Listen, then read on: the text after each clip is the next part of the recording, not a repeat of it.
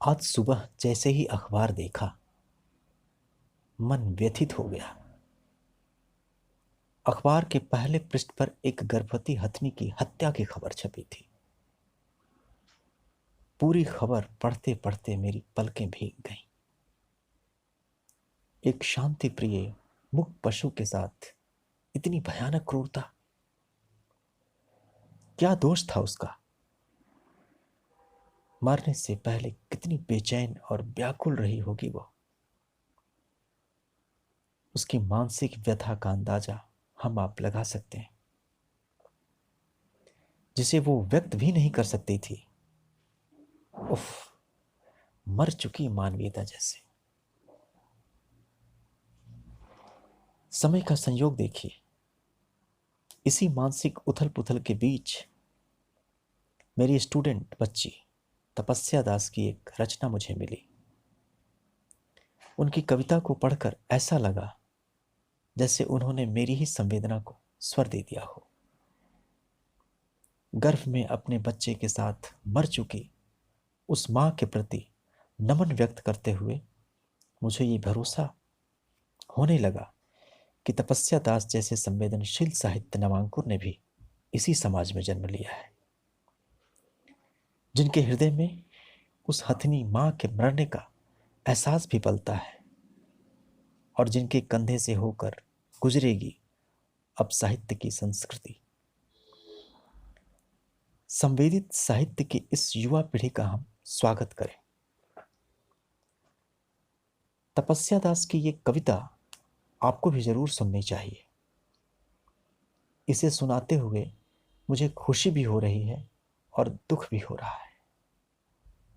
मुझे उम्मीद है कि अपने बच्चे के साथ एक मां की मौत का मंजर आप भी महसूस करेंगे।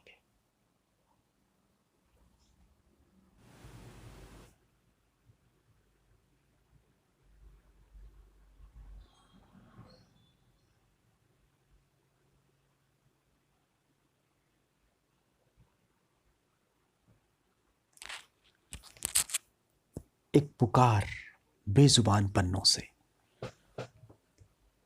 हे मानो, शर्मसार है आज ये संसार तेरी इस घिनौनी दरिंदगी पर। क्या औरत और बच्चों की दर्दनाक वारदातें कम थी कि अब जानवरों के वजूद को भी रखा जा रहा है ताक पर। सोचे नहीं थे हम कि ऐसा दिन भी वक्त दिखाएगा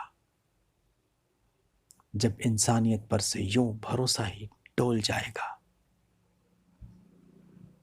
क्या गलती थी उस सुस्त जीव की, क्या गलती थी उस अजन्मे जान की जो अपनी मां के कोख में थी। भूख से बेहाल एक गर्भवती मां ने बाहें फैलाई थी। क्या यही उसकी गलती थी? शायद बोल ना पाई, पर क्या वो मां कई रातों से सोई थी? या वो मां कुछ घबराई सी थी? इंसान नहीं, एक हथनी थी। शायद कहनी थी कई बातें उसको, पर थी लाचार, बेजुबान सी थी।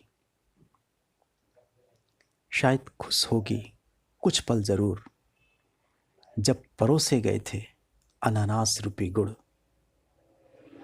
क्या पता था उस मासूम को कि कोई खेल जाएगा उससे इस कदर। कोई डाल के बारूद फल में मार डालेगा दो असहायों की रूह को इस कदर।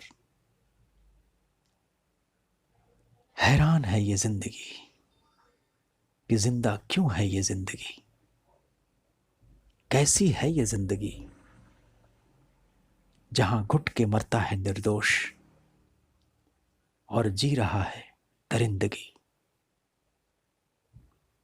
कविता तपस्या दास, स्वर पंकज कुमार।